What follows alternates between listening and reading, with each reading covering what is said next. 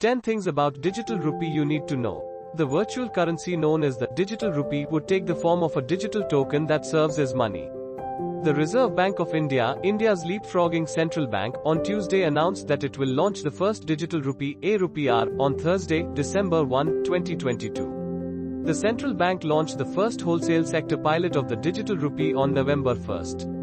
The central bank's digital currency retail pilot program, e-RUPI, will be launched in select locations and closed user groups, CUGs, of participating customers and merchants. The RBI stated that it would be issued in the same denominations as currently issued paper money and coins.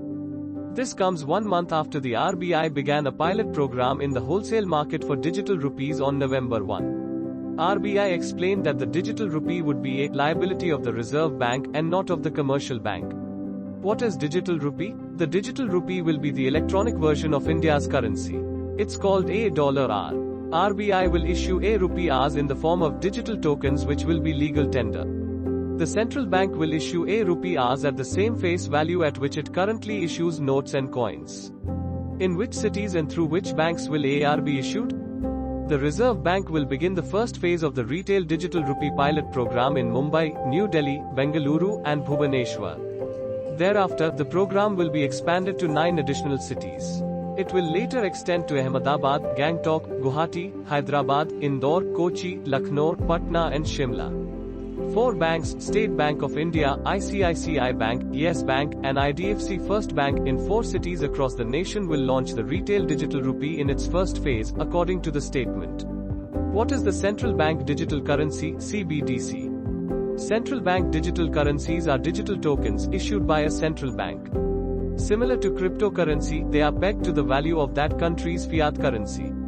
CBDCs are digital forms of government-backed money that use blockchain technology to analyze and compile transaction data. Central bank digital currency, CBDC, according to the Reserve Bank of India, is a digital representation of legal tender that is controlled by a central bank. It is a digital asset or currency that represents the Indian rupee and can be exchanged one for fiat money. Its form is the only difference. Unlike UPI, they operate on a centralized network which is a recognized network. The distinction is that CBDCs will function seamlessly and transactions won't need to pass through numerous banks. A single digital ledger can be used by CBDC to instantly complete transactions. The CBDCs would enable digital currency transfers which are currently not possible with UPI or wallet, so the unbanked don't need to worry. How will it function and where can I get a digital rupee? Like physical currency, banks will print and distribute digital rupee. Through a digital wallet provided by participating banks, a user will be able to conduct a transaction using AR. Such digital wallets would have to be installed as applications or other similar platforms on mobile phones or other devices. In both the person-to-person (P2P) and person-to-merchant (P2M) modes, the RBI will allow AR transactions. Additionally, users will be able to use AR to pay businesses via QR codes. Will not accrue interest, just like actual money. Real-time conversion to other forms of money, such as bank deposits and other options, will be flexible with AR. A decentralized blockchain network, where transactions take place, are authenticated, and recorded in the public ledger without the presence of a third party or central authority, is where you can find cryptocurrency you may have heard of, like Bitcoin and Dogecoin. The key difference between cryptocurrencies and digital money is that the former use decentralized networks, whereas the latter, while employing blockchain technology, are entirely centralized. With the aid of outside organizations, a central bank monitors and streamlines the transactions. To put it briefly, cryptocurrencies are private capital whereas CBDCs are government-backed capital. As a result, CBDC is advantageous as a secure medium of exchange. How is the digital rupee different from UPI payments? The digital rupee is identical to your standard rupee and can be used in all standard financial transactions like NEFT and UPI.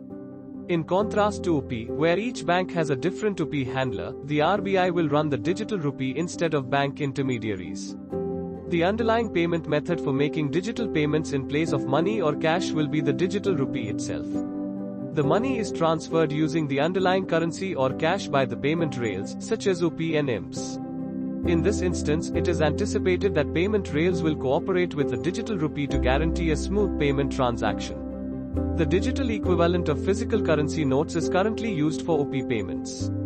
This means that each rupee transferred through UPI is backed by actual money.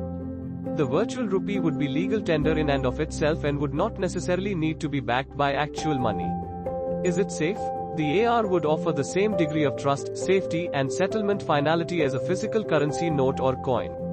The pilot program, according to the central bank, is intended to test the robustness of the entire process of digital rupee creation, distribution, and retail usage in real time. Depending on the lessons learned from the first pilot, different features and applications of the AR token and architecture will be tested in subsequent pilots. The RBI has consistently expressed worries about unregulated cryptocurrencies like Bitcoin, Ether, etc., which have been frequently used for tax fraud, money laundering, and financing terrorism.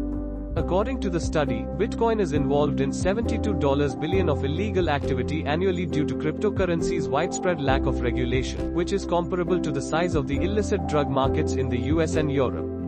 Since Bitcoins and other cryptocurrencies are referred to as virtual assets, darknet markets like Silk Road inadvertently promote them. Advantages of digital rupee. The benefits of CBDC are comparable to those of cryptocurrencies and other digital forms of payment.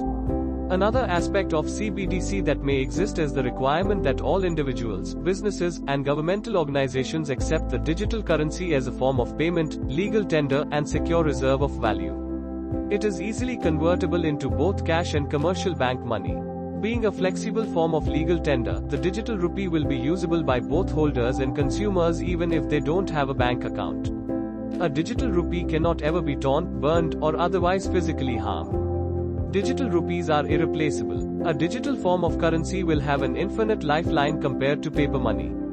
The fact that the digital rupee will be governed by a single entity, reducing the risk of volatility that many people fear, is another important benefit. The future of digital money. Many nations have stated their intention to establish a CBDC, but China seems to be out in front.